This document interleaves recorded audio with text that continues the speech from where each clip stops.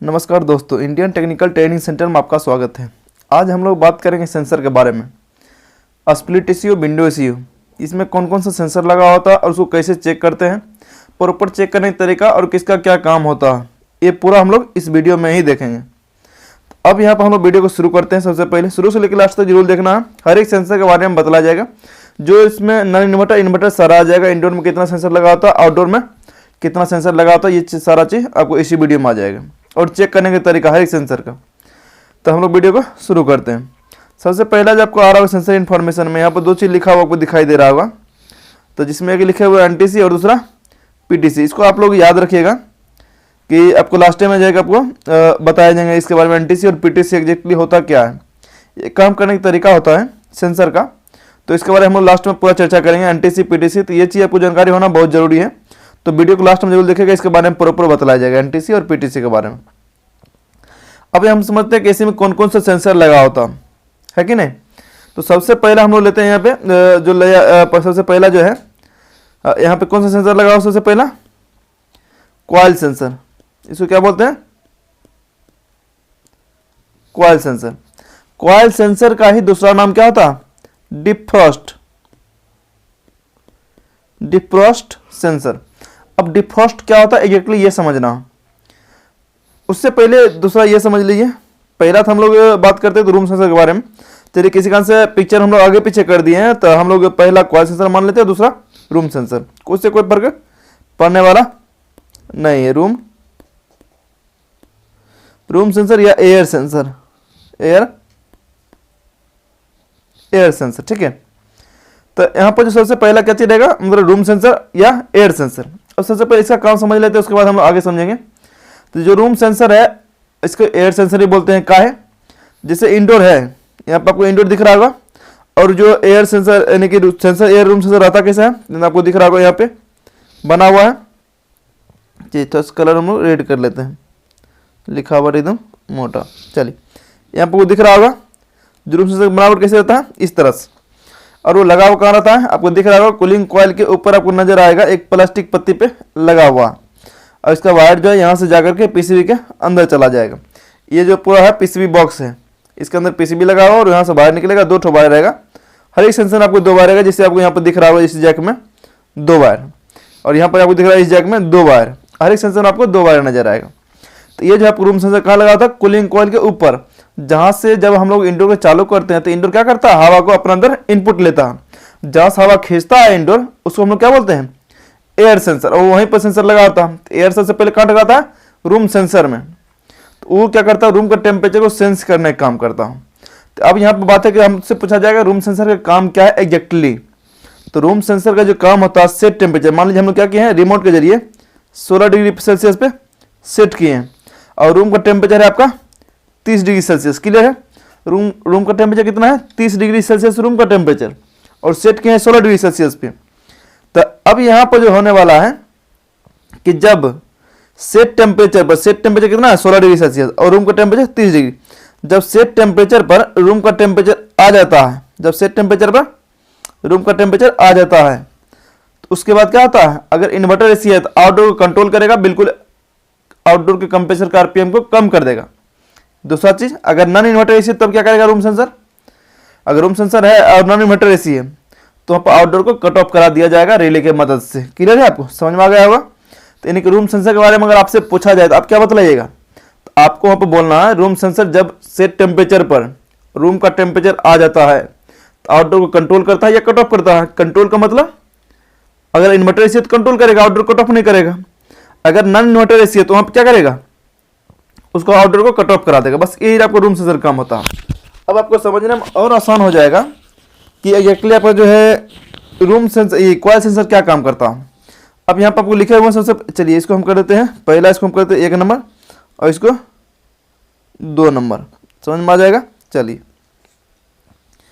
अब दूसरा मेरा क्या है, कॉइल सेंसर।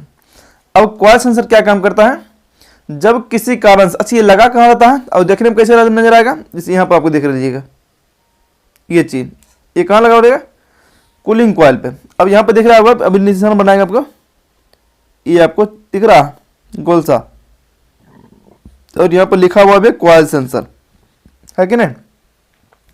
ये जो निशान दिख रहा है आपको इस तरह से, तो ये मेरा क्या है, कॉइल सेंसर, दोनों इस घेरा के जो बीच में है और उसमें कॉपर का जो सिंबल बना हुआ है उसके अंदर कॉइल सेंसर ये वाला जो जा करके, ये वाला जाकर उसके अंदर जा करके बैठ जाएगा और वहीं पे जाकर कॉइल सेंसर लगा होता है। अब बोलेगा उसका क्या काम होता है कॉइल सेंसर, तो बहुत लोग, बहुत से टेक्नीशियन इसमें कन्फ्यूजन बनता है उसका एग्जैक्टली काम क्या होता है कि नहीं। तो आपको इसमें समझना है कॉइल सेंसर काम क्या होता है।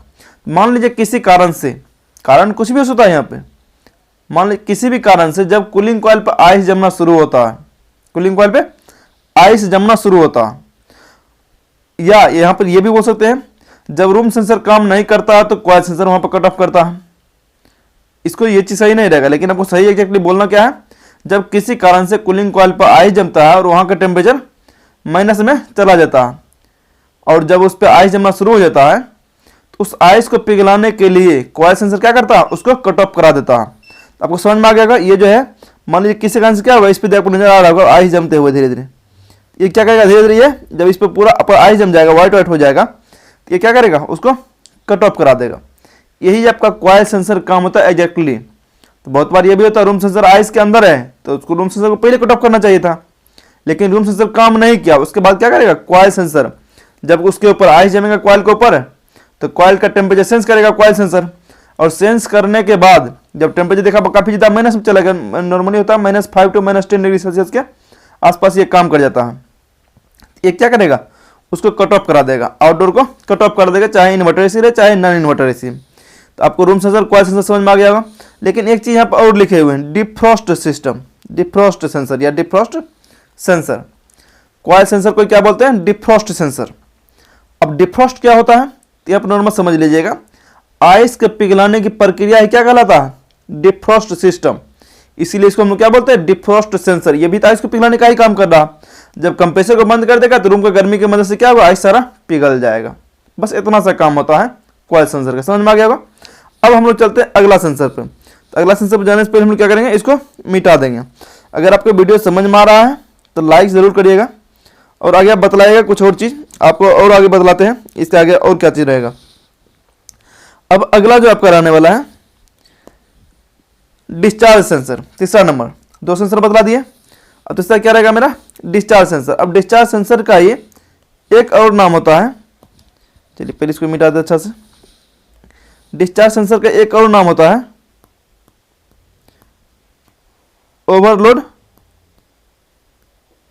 ओवरलोड सेंसर, या शॉर्ट में इसको बोलेंगे OLP। OLP के शेप में भी बहुत बार कंप्रेसर पर लगा हुआ रहता है, इसका मतलब ओवरलोड प्रोटेक्शन।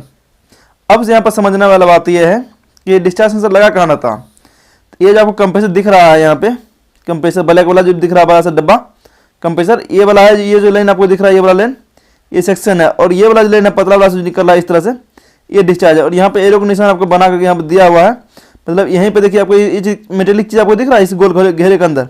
चलिए पहले हम उसको मिटा देते हैं तब आपको समझ में आ जाएगा।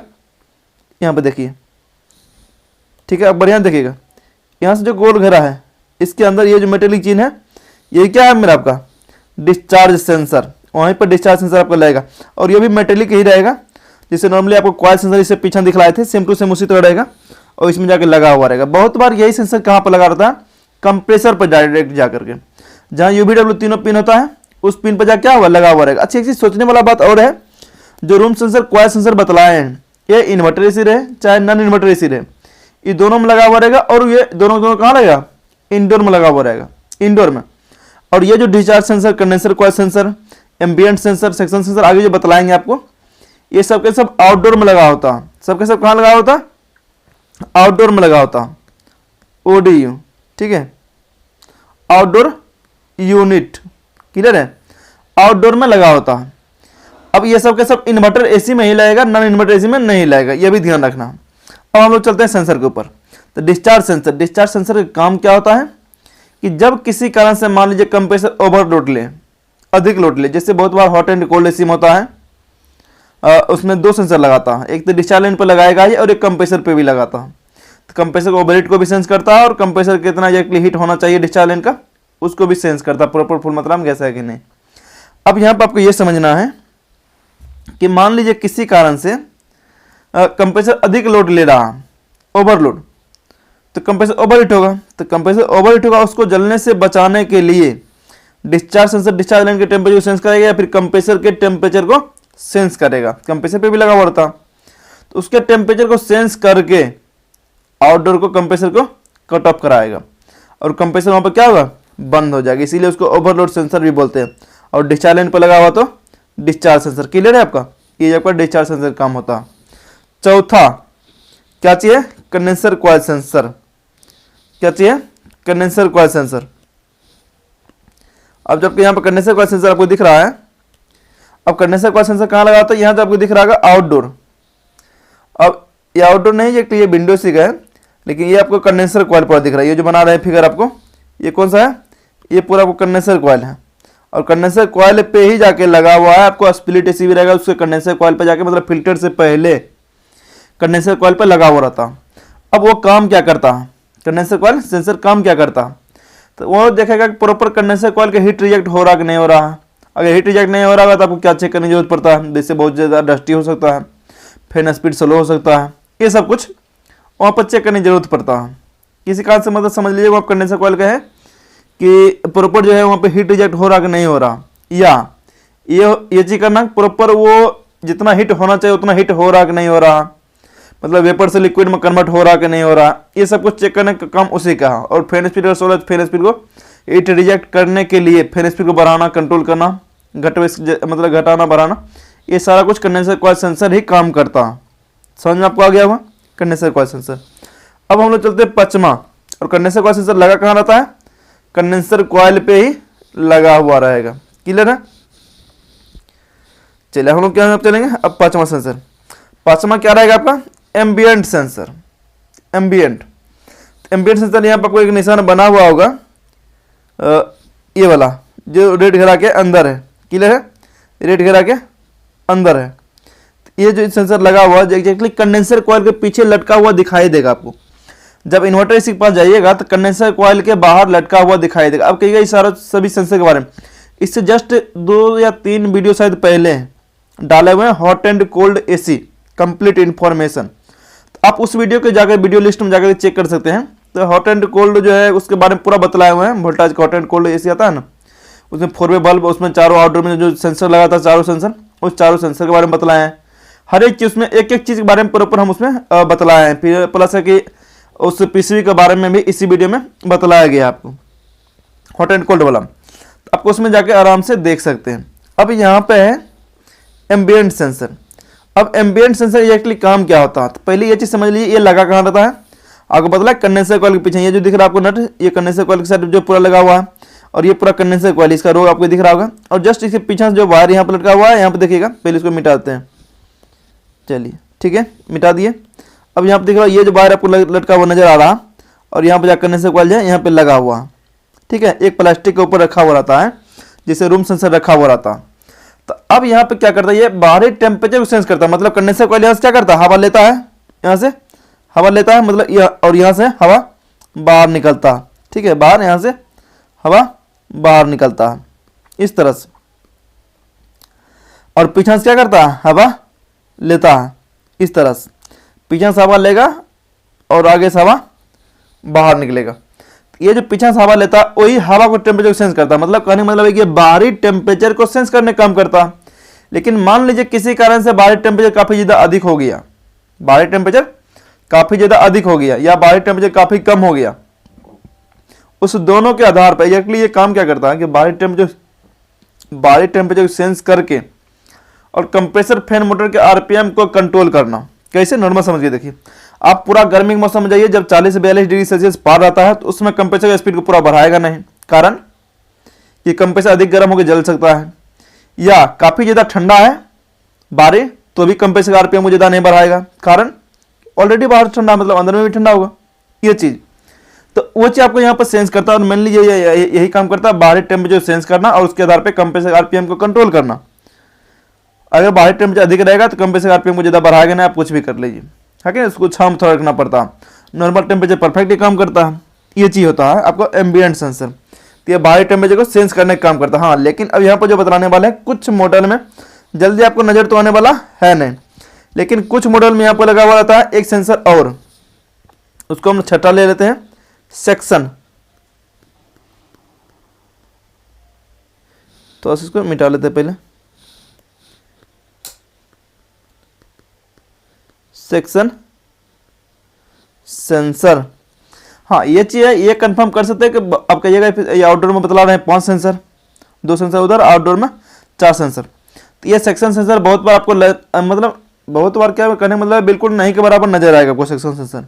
कारण क्या होता है, जैसे रिमोट के नॉर्मली हम लोग जो रिमोट जब पढ़ाते हैं आप लोगों को जब क्लास में, उसमें लगभग आपको 30, 35, 40 बटन के बारे में बतलाते हैं, 25, 30 बटन के बारे में। अब सोच के देखिए 25, 30 बटन हर एक रिमोट में देता है? नहीं देता है।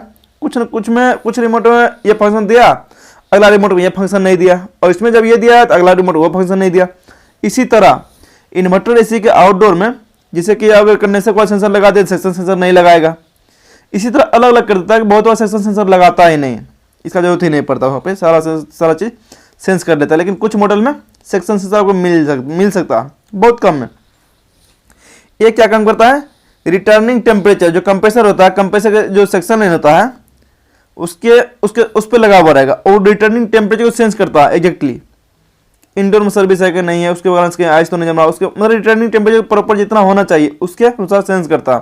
ये नॉर्मली आपको जल्दी देखने को नहीं मिलेगा, बस रिटर्निंग टेम्परेचर सेंस करने का काम करेगा, और उसी के आधार पे प्रॉपर हीट जितना होना चाहिए, प्रॉपर हीट आ रहा कि नहीं आ रहा, जितना ठंडा होना चाहिए ठंडा है कि नहीं है, उसी के आधार पर। मानिए किसी कारण से गैस बहुत ज़्यादा कम हो गया तो फिर तो सेक्शन गर्म रहेगा, और गैस थोड़ा सा कम हो गया तो फिर सेक्शन और ज़्यादा ठंडा भी हो जाता है बहुत बार, कारण आइस जमता है इंडोर पे, और आइस जमते सेक्शन लाइन पे भी आइस जमता है, तो फिर वहाँ क्या होता कि वो काफ़ी ज़्यादा वहाँ पे आइस जम जाता है, टेम्परेचर काफ़ी ज़्यादा डाउन हो गया, यानी कि टेम्परेचर बहुत ज़्यादा बढ़ना, बहुत ज़्यादा घटना, ये चीज़ वो नहीं होना चाहिए। एग्जैक्टली सेक्शन पर टेम्परेचर कितना होना चाहिए, 10 से 12 डिग्री सेल्सियस के आसपास, तो वही चीज़ वहाँ पे सेंस करने का काम करता, और उसी आधार पर कंफर्म करता है गैस इसमें है कि नहीं है, गैस मात्रा कितना मात्रा में होना चाहिए। तो बहुत बार जो गैस का एरर देता है, या तो कंडेंसर कॉइल सेंसर एरर देगा, बहुत जो प्रोग्राम जिसमें अलग अलग कंपनी अलग अलग प्रोग्राम सेट करता है, या तो कंडेंसर कॉइल सेंसर एरर देगा, या सेक्शन सेंसर एरर देगा, या कूलिंग कॉइल सेंसर आपका एरर देगा। क्लियर है, तो आपको इसमें समझ में आ गया। अगर ये तीनों में प्रोग्राम नहीं दिया हुआ, समझिए डिस्चार्ज सेंसर पक्का गैस चीज़ का एरर देता है। तो बहुत बार आपको जो है कि बहुत से एसी में गैस लीकेज का एरर देता ही नहीं। तो आपको इसमें जितना भी सेंसर बतलाएं आपको पूरा इसमें समझ में आ गया होगा। अब हम लोग अगला पेज पर चलते हैं, उसमें आपको बतलाया जाएगा कि सेंसर एग्जैक्टली चेक करने का तरीका। इसमें सारा सेंसर काम करने का तरीका तो आपको समझ में आ गया है। अब हम लोग क्या समझेंगे, सेंसर चेक करने का तरीका, ये सारा सेंसर को चेक कैसे करेंगे, है कि नहीं।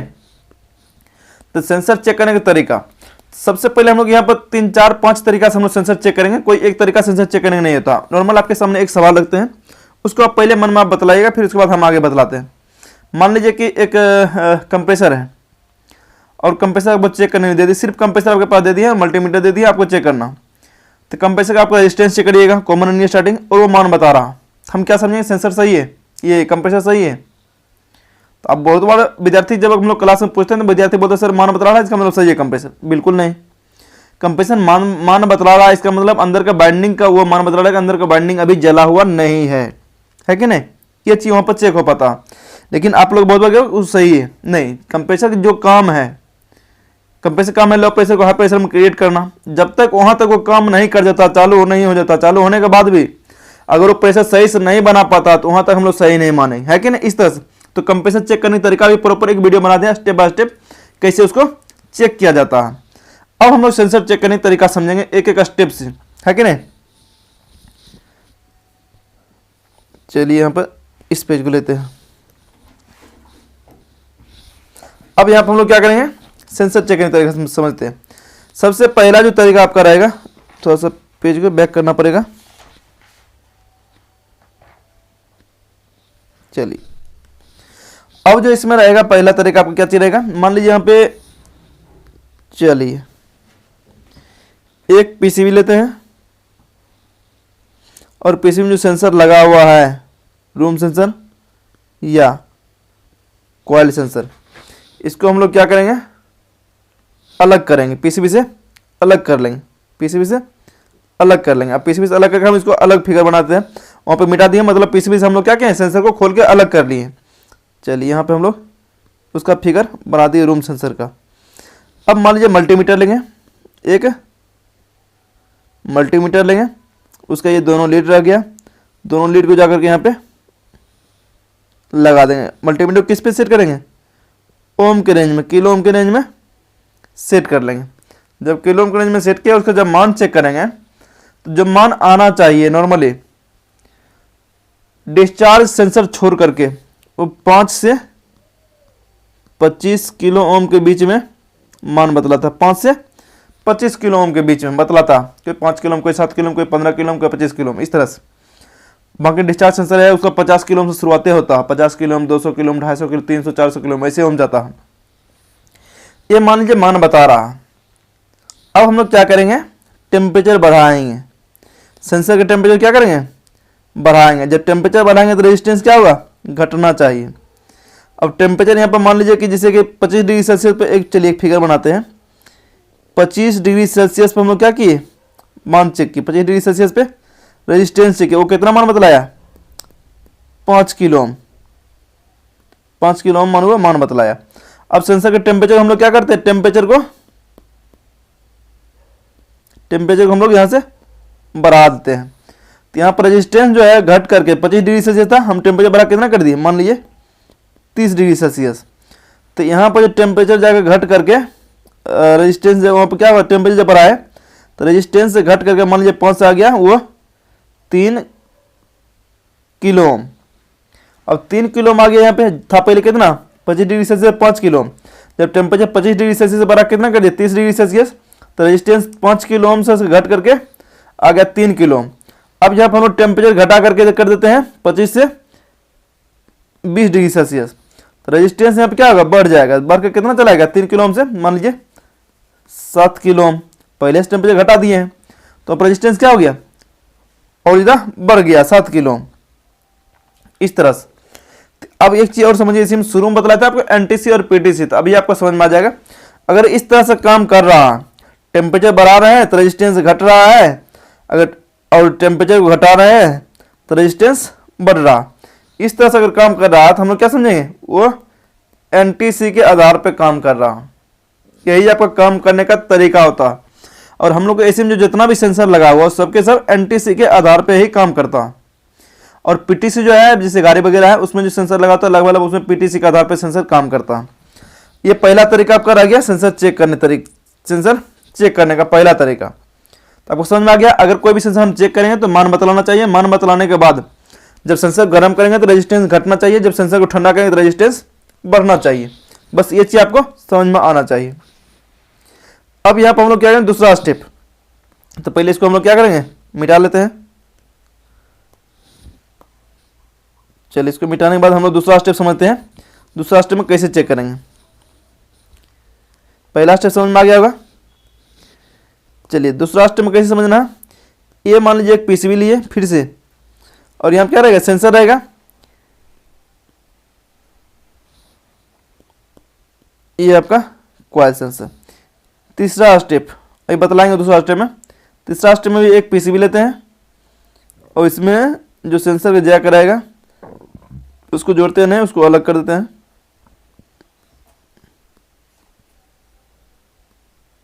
समझ में आ रहा होगा आपको। और इस पीसीबी में जो है पावर सप्लाई ओके है, मतलब 220 वोल्ट एसी पीसीबी में दिया हुआ। इसमें भी 220 वोल्ट एसी पीसीबी में दिया हुआ। अब हम लोग यहाँ पर क्या करेंगे कि सबसे पहले मल्टीमीटर लेंगे। मल्टीमीटर लेंगे और इसको क्या करेंगे, डीसी वोल्ट के रेंज में सेट कर देंगे। और दोनों लीड को जा करके उस पीसीबी क्या करेंगे, जैक पर लगाएंगे जहां से हम लोग सेंसर खोले हुए हैं। तो आप सेंसर खोले हुए हैं, सेंसर पीसीबी में लगा हुआ नहीं है, तो उस पीसीबी के जैक पर, पीसीबी तो वोल्टेज दिए हुए न्यूट्रल और फेज, इस पे भी न्यूट्रल फेज दिए हुए हैं। अब जब वोल्टेज हम चेक कर रहे हैं उस पीसीबी के सेंसर जहां पर लगा हुआ, सेंसर जहां से खोले हैं उस जैक पर जब वोल्टेज चेक कर रहे हैं तो अब क्या आ रहा, 5 वोल्ट डीसी आना चाहिए। कितना, 5 volt DC, 5 volt DC, 5 volt DC आना चाहिए। तो हम समझेंगे सेंसर सही है। अब यहाँ पर क्वेश्चन रखते हैं, सेंसर सही नहीं है, यहाँ पर हम लोग ये समझेंगे पीसीबी सही है। जैसे बहुत बार मान लीजिए कि इंडोर का ब्लोअर मोटर नहीं चल रहा, तो हम क्या ब्लोअर मोटर चेंज करेंगे सही हो जाएगा? बिल्कुल नहीं। हो सकता है पीसीबी खराब हो, तो ब्लोअर मोटर चेंज करने के बाद भी क्या होगा, एरर रह जाएगा। तो पीसीबी खराब हो सकता है, सेंसर संबंधित बहुत बार पीसीबी खराब हो सकता है। तो 5 वोल्ट डीसी अगर सेंसर पीसीबी ही आउटपुट नहीं दे रहा है, इसका मतलब है पीसीबी से संबंधित कुछ ना कुछ प्रॉब्लम है। क्लियर है? अगर वो 5 वोल्ट डीसी दे रहा है, इसका मतलब क्या हो जाएगा, मेरा जो ये पीसीबी है बिल्कुल सही है, वो 5 वोल्ट डीसी सेंसर के लिए छोड़ रहा है आउटपुट। अब दूसरा तरीका चेक करने का है, इस सेंसर हम लोग पीसी में जोड़ दिए हैं और इस पर 220 वोल्ट एसी भी दिया हुआ, और सेंसर के उसी जैक पर जहां पर हम लोग सेंसर लगाए हुए हैं पीसी में, और सेंसर लगा हुआ हम लोग वोल्टेज चेक करते हैं। वोल्टेज चेक में हम कितना आएगा, 1 to 4 वोल्ट डीसी। कहने मतलब है कुछ ना कुछ वोल्टेज क्या रहेगा, ड्रॉप करना चाहिए। सेंसर लगाने के बाद जब वोल्टेज चेक करेंगे तो हमारा वहां पर कुछ ना कुछ वोल्टेज वहां पे ड्रॉप करना चाहिए। जब वोल्टेज ड्रॉप कर रहा है तो हम लोग क्या समझेंगे कि अब सेंसर भी सही है। लेकिन अब मान के चले फिजिकल रूप से भी कटा फटा नहीं है, बिल्कुल सही जगह पर लगा हुआ। और इस तरह से जितना भी हम लोग तीनों स्टेप चेक किए हैं, पहला स्टेप में रेजिस्टेंस चेक किए, दूसरा स्टेप में पीसीबी पर वोल्टेज चेक किए, तीसरा स्टेप में सेंसर लगा करके वोल्टेज चेक किए। मतलब पहला स्टेप में क्या किए, पहला स्टेप में रेजिस्टेंस चेक किए, दूसरा स्टेप में सेंसर लगा कर वोल्टेज चेक कर लिए, तीसरा स्टेप में सेंसर निकाल के वोल्टेज चेक कर लीजिए। अब चौथा स्टेप, मान लीजिए तीनों स्टेप में भी सेंसर एरर अभी भी पीसीबी दे रहा, तो तीसरा चौथा स्टेप हम लोग क्या करेंगे, चौथा स्टेप में चलिए चौथा स्टेप में सेंसर रिप्लेस,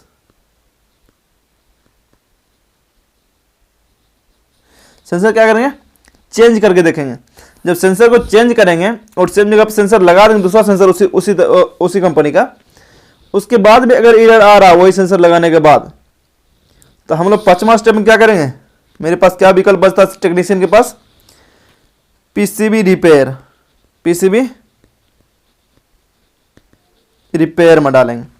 और पीसीबी रिपेयर में डालेंगे प्रॉपर वहाँ पर पीसीबी रिपेयर करने वाला उससे संबंधित सारा कुछ जांच कर लेगा और उसको प्रॉपर सही कर देगा, क्या प्रोग्राम में दिक्कत है, नहीं है, कहाँ क्या दिक्कत हुआ, ये सारा कुछ उसमें चेक कर लेगा। ये प्रोसेस आपका यहाँ पर आता है। सेंसर का क्या काम होता है, अब इसमें आपको समझ में आ गया होगा कि कौन सा सेंसर क्या काम होता है और सेंसर को चेक करने का तरीका क्या है। इस वीडियो में कंप्लीट हम बताने की कोशिश किए हैं। बाकी अगर आपका कुछ भी सवाल है सेंसर से संबंधित तो आप कमेंट करके यहाँ पर आप पूछ सकते हैं। अगर आपको कुछ इसमें सीखने को अगर मिला हो तो आप लाइक और सब्सक्राइब जरूर करिएगा। कमेंट कर जरूर बतलाइएगा आपको वीडियो कैसा लगा है।